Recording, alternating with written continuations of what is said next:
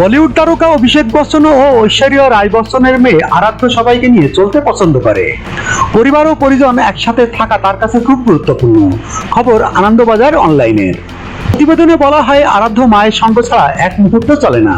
বিভিন্ন অনুষ্ঠানে কন্যাকে সঙ্গে নিয়ে যান এই অভিনেত্রী।